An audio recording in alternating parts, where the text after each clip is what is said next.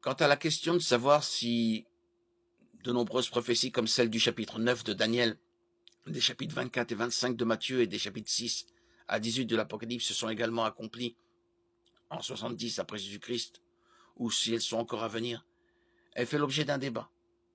Le prétérisme partiel et le prétérisme complet soutiennent que la plupart, sinon la totalité des événements prophétiques de la Bible ont été accomplis à la fin du 1er siècle, principalement avant l'an 70 de notre ère.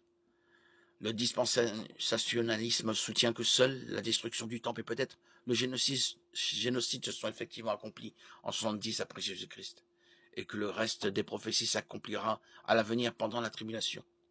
En termes de preuves historiques, il n'y a pas grand-chose qui permette de trancher dans un sens ou dans l'autre.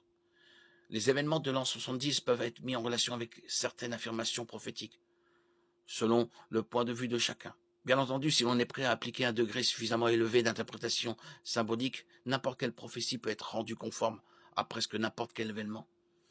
Il convient toutefois de noter que la plupart des interprétations non dispensationalistes impliquent que le livre de l'Apocalypse ait été écrit avant l'an 70 de notre ère, ce qu'aucune étude générale ne permet d'affirmer.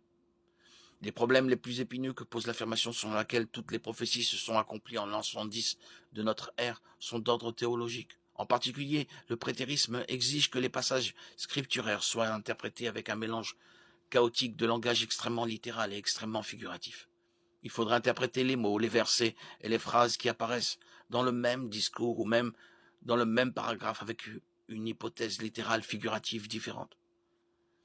L'interprétation la plus raisonnable est que le génocide et la destruction du temple étaient des prophéties accomplies en 70 après Jésus-Christ, et que les autres événements décrits dans Daniel, Matthieu et l'Apocalypse n'ont pas encore eu lieu. Il s'agit véritablement de prédictions de la fin des temps.